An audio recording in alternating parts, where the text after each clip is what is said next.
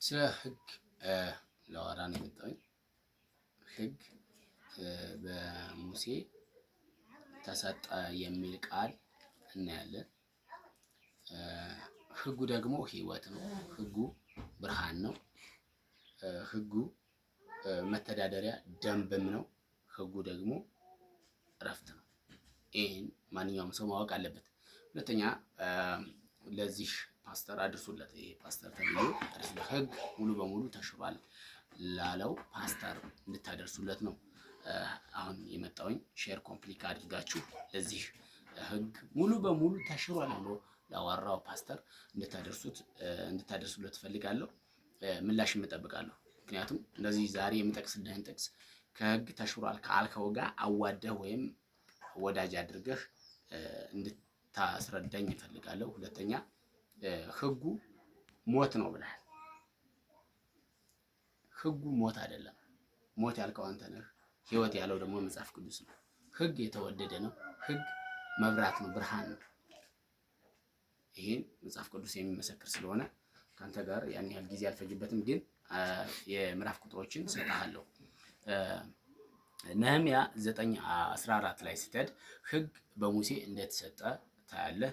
ህጉ ለአዳም ተሰጠ የሚል ቃል ነው አንተ የተናገርከው፣ ለሙሴ ነው የተሰጠው። ይሄ ምንም ዝም ብዬ ተረድቼም ዝም ብዬ ላልፍ እችላለሁ፣ ግን ለአዳም አይደለም የተሰጠው፣ ህጉ ለሙሴ ነው የተሰጠው። ሁለተኛ በመዝሙር 19 ከ163 ላይ ስትመለከት ህግ የተወደደ እንደሆነ በደንብ ኢየሱስ ክርስቶስ በመዝሙር ላይ በደንብ ይናገራል። ሌላኛው ማረጋገጫውና ትክክለኛው አዲስ ኪዳን ብቻ ይዘህ እየሮጥክ ስለሆነ አዲስ ኪዳን ደግሞ ህጉ እንዳልተሻረ ስለሚያስረዳ መሲሁ ኢየሱስ ከማሻያክ እንደዚህ ብሏል። በማቴዎስ 5:17 ላይ ያለውን ቃል በደንብ አንብቤልህ ነው መሄደው፣ ዝም ብዬ አልሄድም። ማቴዎስ 5:17 ማለት ይሄ ነው። ህግና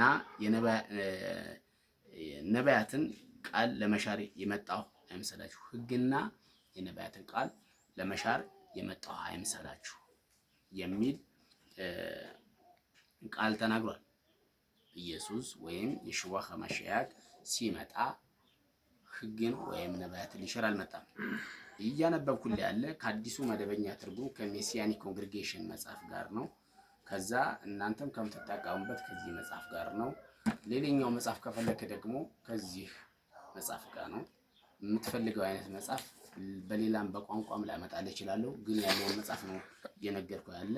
እንደዚህ ይላል፣ ህግንና ነቢያትን የነቢያትን ቃል ለመሻር ኢየሱስ ሲመጣ ሊሽር ሳይሆን ሊፈጽም የመጣው። ህግን ሊፈጽም የመጣውን የሽዋን ምን ትለዋለህ አንተ? ህግ ተሽሯል ብለህ ለምታወራው ወሬ ኢየሱስን ተከታይ ከሆንክ ወይም ኢየሱስን የምታምን ከሆነ ኢየሱስ ህግን ሊፈጽም ነው የመጣው። ሊፈጽም ነው የመጣው። ምንድነው መልስህ ነው? እዚህ ጋር መልስልኝ። ኢየሱስ የመጣው የነቢያትን ቃልና ህጉን ሊፈጽም ነው የመጣው።